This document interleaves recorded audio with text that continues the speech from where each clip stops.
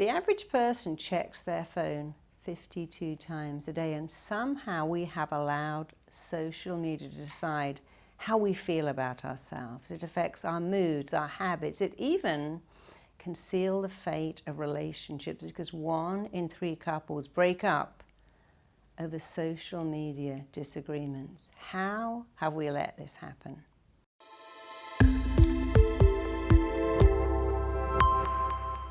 So if you have watched Social Dilemma on Netflix, you understand how media uses algorithms to show us more of what we already seem to like. And you probably know that we get more dopamine when we get more likes. You see, an addiction is classified as anything that moves you away from a bad feeling into a good feeling. And it's very easy to get addicted to likes, to hits, to comments. But what's happening all the time is you are forming a relationship with people on your screen. So social media has great benefits. I see people speaking to their grandchildren on the other side of the world and finding that immensely useful, and it is. But there is a huge downside, and the downside, which you already know, is that you're forming relationships on a screen. You're talking to people on a screen and maybe never ever meeting them. You have hundreds of Facebook friends, but they are not turning up when you're feeling bad. And if you shop only on social media, you miss out on that connection of shopping with a friend, interacting with a shopkeeper, going for a coffee. And so we really need to look at the downside of social media. It isolates you. It disconnects you. It shows you a false world. Yes, people like you when you show them a picture that you've digitally altered, but they don't really like you. They like something fake that you have shown them. Every day we are exposed to false images of perfection, and that is actually causing a massive rise in self-harm. It's causing a huge rise in eating disorders, because we see them, they go, well, their body's perfect. They've just had a baby, and look, there they are in a bikini, looking amazing. It's not real. That is either an altered image, or that person is a celebrity with staff to make them juices and look after the baby so they can go to the gym. So what social media does is, first of all, it makes you feel good. Oh, look how many likes I've got. And then it makes you feel disappointed. Oh, I haven't got likes. I can't compare myself. Everyone else has a better home, a better body, a better child, a better career, and it actually makes you feel disappointed in yourself. First of all, take a look at how much time you spend on social media, and then say, hey, what did I get from this? It's like I could read a book and go, well, did I learn anything? Actually, that book was a waste of my time. That movie I sat through, I didn't learn anything, didn't even entertain me. I stuck it out to the end, but it wasn't even very good. Whenever you are on social media, ask yourself these questions. What did I learn? How is this benefiting me?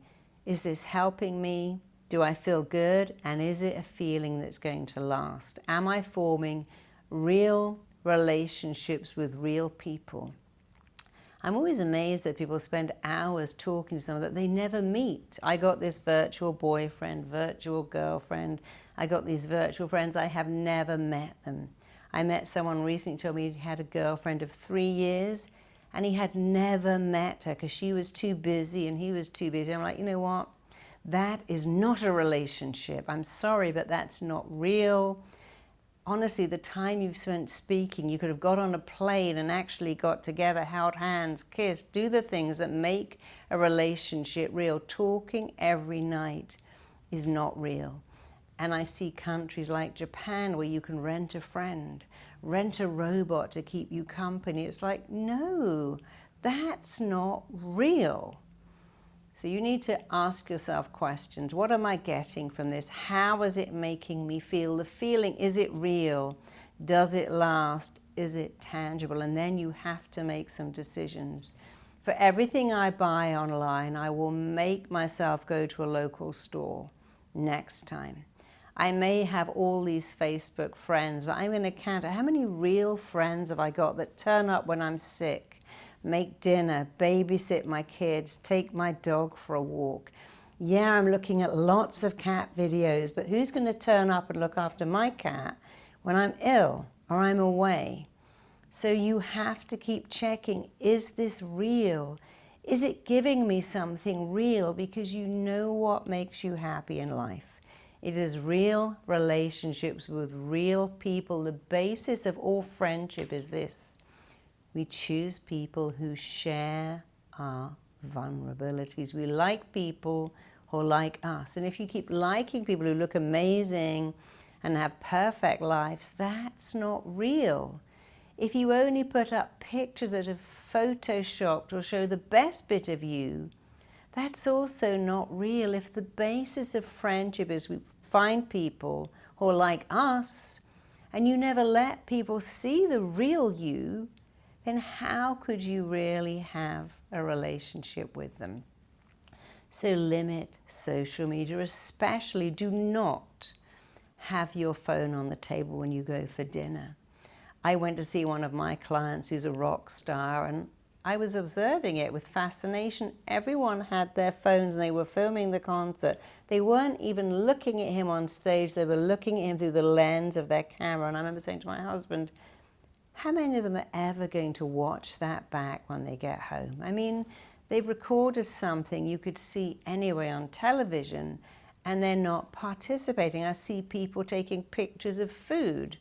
But by the time they finish the picture, it's not even as edible. It's cold, it's melted. I see people in the cinema looking at their phone when it's a bit boring. I see people at their children's concert getting out their iPad, pretending they're filming it, but they're reading something, checking their emails. And honestly, I've done it too, so I'm not preaching. I know how easy it is to get lost in the phone.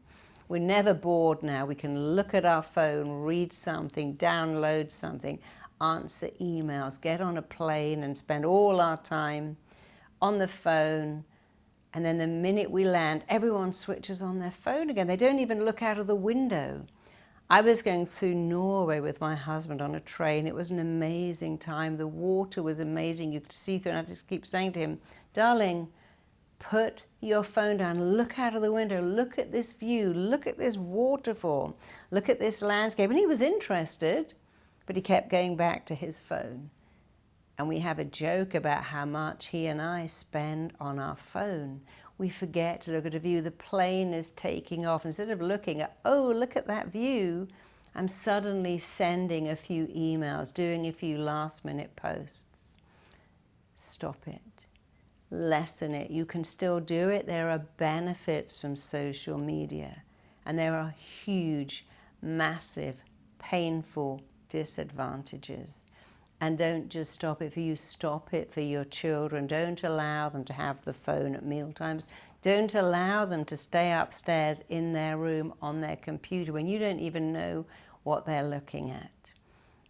Do something real. Have real relationships with real people who are flawed. We're all flawed. The best you can have in your entire life is this: a flawed you is having a flawed relationship with another flawed person. That's real. They love you. You must decide what really makes you happy. Do not allow Silicon Valley to make those decisions for you. If you're constantly looking at videos of pets and animals, why not adopt one?